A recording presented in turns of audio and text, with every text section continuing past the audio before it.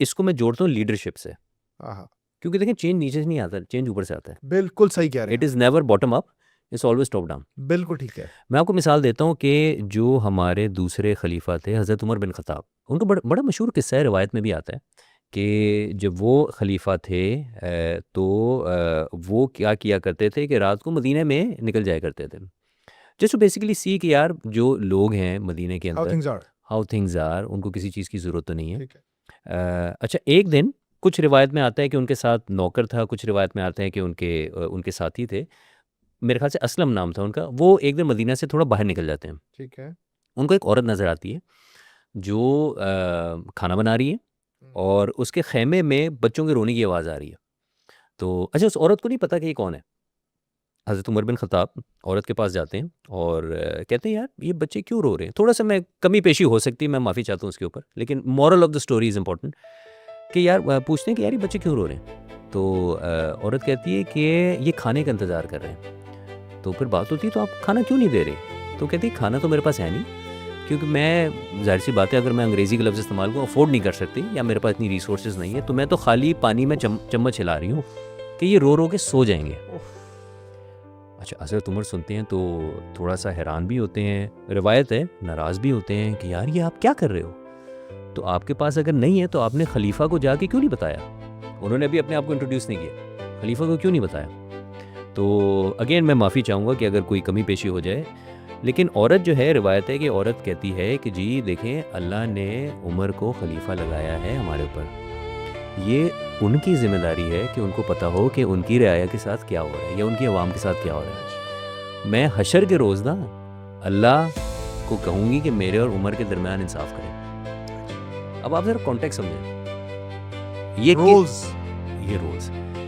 अच्छा, उस वक्त भी फिर रिवायत यही है कि हज़रत उमर ने ये सुना, नहीं बताया कि वो कौन है। वो वापस आए मदीना में, जो भी स्टोरेज का एरिया होता है वहाँ से गंदम हो गया, शक्कर हो गई, वो लेके औरत के पास गए, खुद खाना बनाया, खाना बना के औरत को दिया, बच्चों को दिया, उन्होंने खाया, वो सो गए। और औरत उसको खुश हुई कि यार आपने तो बहुत अच्छा काम किया। और औरत ने कहा कि अल्लाह आपको हमारा खलीफा बनाता। उस वक्त भी हज़रत उमर ने नहीं बताया वो कौन है। उन्होंने कहा कि यार जब आप खलीफा से मिलने जाओगी ना तो आप मुझे वहाँ पाओगी। अब जो आपने ह्यूमिलिटी की बात की थी ना, हम्बलनेस की, देखें हमारी ज़िंदगी, कंटेम्प्रेरी ज़िंदगी काफ़ी हद तक चलती है टाइटल्स के बेसिस पे।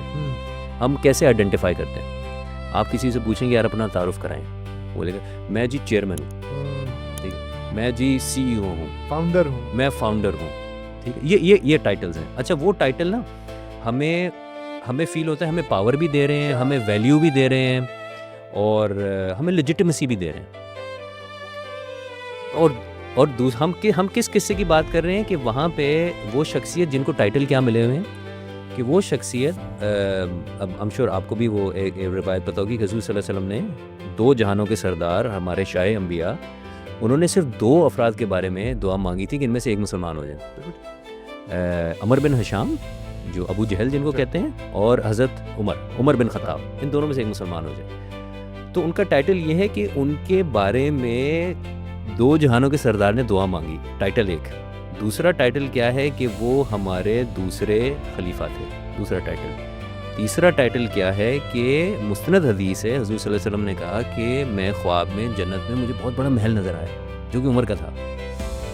चौथा उनके लिए टाइटल है, उनके बारे में कहा जाता था कि जी ये जिस रास्ते से जाते हैं शैतान रास्ता बदल लेता है। 5वां टाइटल है कि उनकी हुकूमत में या उनके जो खलीफा के टेन्योर में बहुत ज़्यादा एक्सपेंशन हुई मुस्लिम वर्ल्ड की, जेरूसलम तक जो है वो फतह हुआ। ये टाइटल है। अरे भाई मेरे बाद कोई नबी होता तो उमर होता। बिल्कुल, आप देखिए छठा, कितने बड़े टाइटल। ठीक है, हम बात कर रहे हैं कि जी मैं चेयरमैन हूँ तो मेरी बात चलनी चाहिए, मैं CEO हूँ तो मेरी बात चलनी चाहिए। दूसरी तरफ ये टाइटल्स की बात हो रही है और वहाँ पे उन्होंने ये जुमला तक नहीं बोला कि जानती हो कि मैं कौन हूँ। इस पर भी मैं आपको बताऊँ, आपको पता है पाकिस्तानी सोसाइटी 2 जुमलों पे चल रही है, रोटी खुल गई है और जानते हो मैं कौन हूँ। ठीक है, आपको हमारी सड़क से लेके कि यार जानते हो मैं कौन हूँ, जानते हो टाइटल। और ये टाइटल चेयरमैन कह रहा है, सीईओ कह रहा है, डायरेक्टर कह रहा है, दूसरी तरफ वो शख्सियत जिनको दुनियावी क्या आप समझें कि हाँ। कॉस्मिक टाइटल्स और मिले, नहीं दुनियावी लिहाज से भी बहुत पावरफुल है। बहुत पावरफुल। इतनी सिचुएशन के बाद भी वो औरत को नहीं कह रहे कि जानती हूँ मैं कौन हूँ। जानते हो इन्ना लिल्लाहि व इन्ना इलैहि राजिऊन। और मेरे ख्याल से या इस किस्से के बाद या इस किस्से से पहले आगे पीछे हो सकता है कि फिर वो जो रवायत है कि हज़रत उमर ने कहा कि अगर जो यूफ्रेटिस रिवर है इराक में, दो ही रिवर है, टाइग्रिस और यूफ्रेटिस, इनकी बहुत हिस्ट्री है, तो उन्होंने कहा कि यार वहाँ उसके किनारे कुत्ता भी मर गया ना तो मेरी जिम्मेदारी है। जी देखिए आपका एक शायद छोटा सा सवाल था लेकिन मैंने बड़ा ब्रॉडर पर्सपेक्टिव में बात की कि जब लीडरशिप का ये एटीट्यूड होगा ना कि यार leadership is not about rewards, is about responsibility, मेरे ऊपर जिम्मेदारी डाली गई है कि मैंने अपने नीचे होने वाले मामलात लोगों का ख्याल रखना है। अक्सर लोग कभी कभी जब मैं एडवाइजरी का काम कर रहा होता हूँ, लोग मुझसे कहते हैं कि यार देखिए लेकिन ये तो मेरा राइट है ना करना, ये तो मेरा राइट है, मेरा ये रोल है तो मेरा राइट है।